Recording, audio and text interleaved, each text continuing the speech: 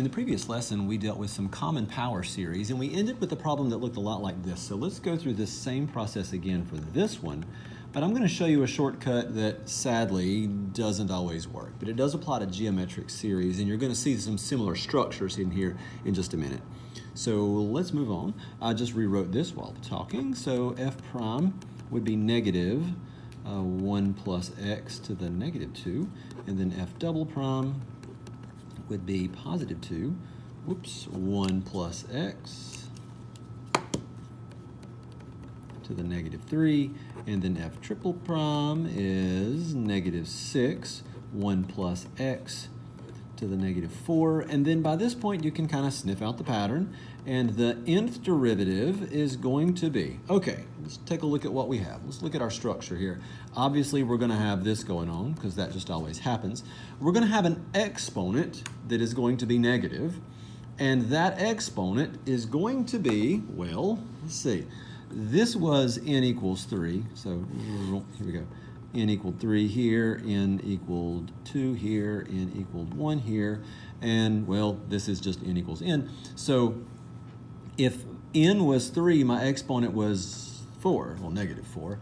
And if n was 2, my exponent was 3, well, negative 3. So my exponent is always my n value, and then take away 1, negative n value, and then take away 1 from that. So negative 3 minus 1 would give me negative 4. Negative 2 minus 1 would give me negative 3. Negative 1 minus 1 would give me negative 2. So yeah, that's what we're going to get. Now our coefficients are going to be, let's see, n equals 1, 2, 6. Oh, that looks like factorial to me. So it's going to be n factorial, but I didn't leave myself enough room because it's also alternating. So let's squeeze this in here.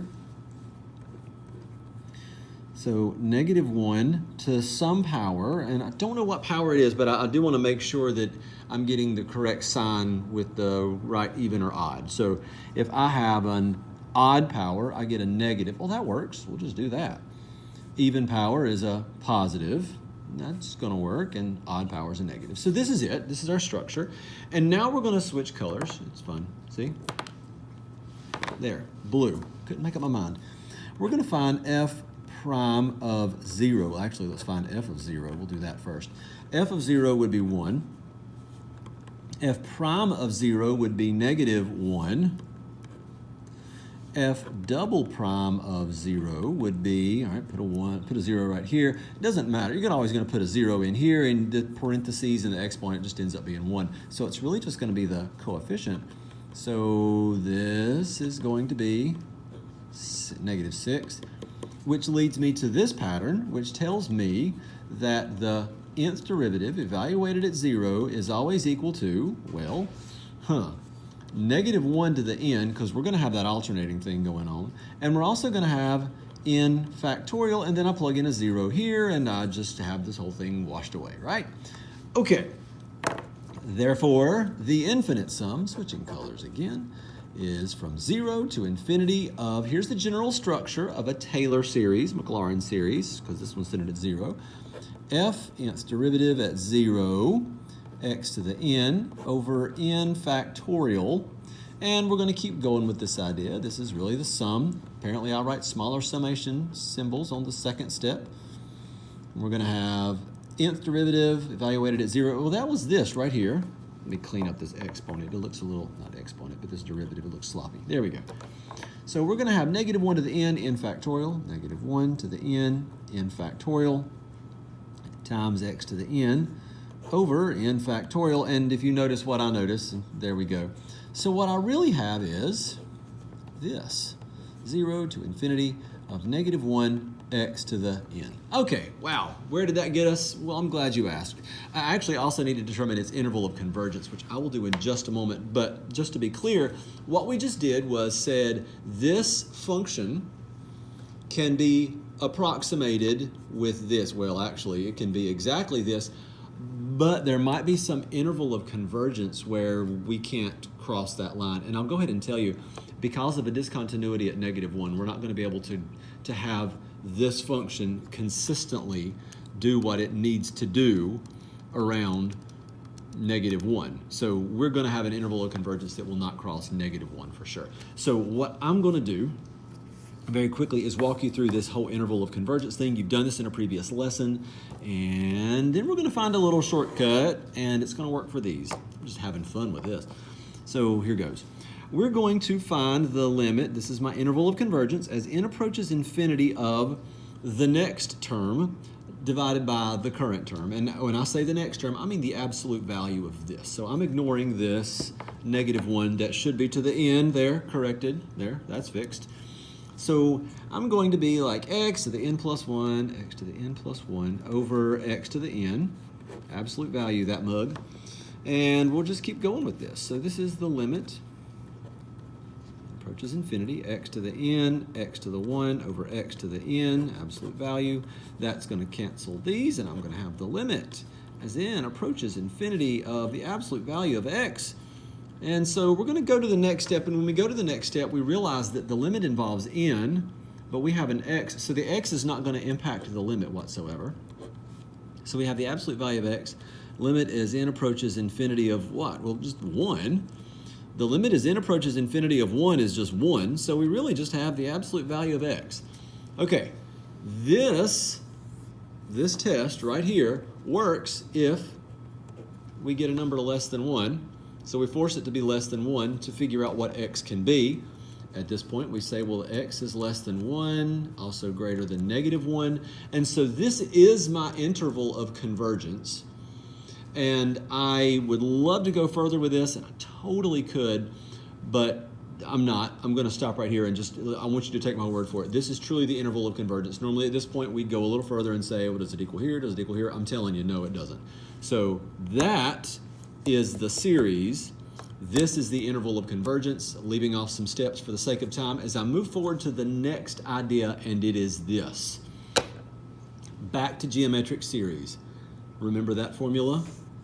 Remember the infinite sum? Remember that it converges when r is less than 1, absolute value of r is less than 1. Watch this. This sum formula is of the same structure as that.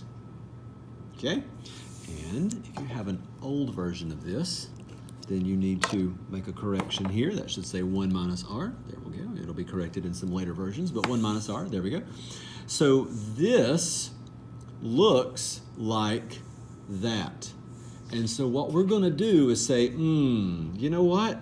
If I am ever asked to create a power series that has a structure like this, then I can just start identifying things. Like, what's my 0th term, my first term, and what is r? Well, let's compare. Let's just kind of go ahead and stare at this and say, all right, well, a sub 0 over 1 minus r is equal to 1 over 1 plus x. Okay, great. Identify the parts that are the same. Now, in future problems, it's not going to be quite this straightforward. You're going to have to manipulate this to be a 1 right here. But right now, it's pretty much straightforward, so here goes.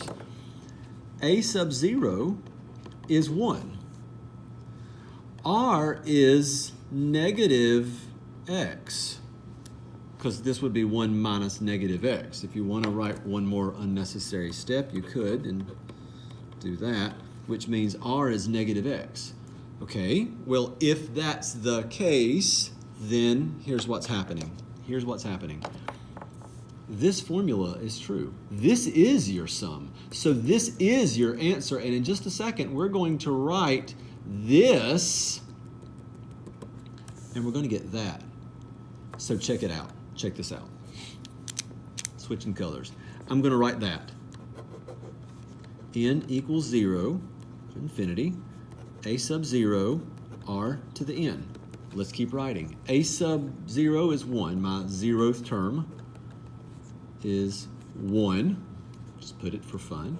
R is negative x, so negative x to the n. Let's keep working on this thing. This is the same thing. Let's forget the 1. Negative 1 to the n. And x to the n. And a very hideous sigma that I just drew. That is this. All right, let's just recap what happened. You can go the long way. It's fantastic. It's beautiful. I wanted to do that one more time. You can find your interval of convergence. It's wonderful. It's just glorious. However, if you have this structure in the problem they ask you about, you can identify the corresponding parts and plug it into what you already knew to be the explicit formula with summation. And now we have our answer. We just got the same thing. We're actually about to get this thing too. So here's the deal. It converges when the absolute value of r is less than 1. Well, the absolute value of r, let's do that. You're about to do the exact same thing you just did. The absolute value of r is less than 1. Well, that's going to make this x less than 1, and then there we go. That's my interval of convergence. Not equal. I didn't do it here. Don't need to. I didn't do it here. Could have. But I don't need to because I already know that. So this is my series. This is my interval of convergence.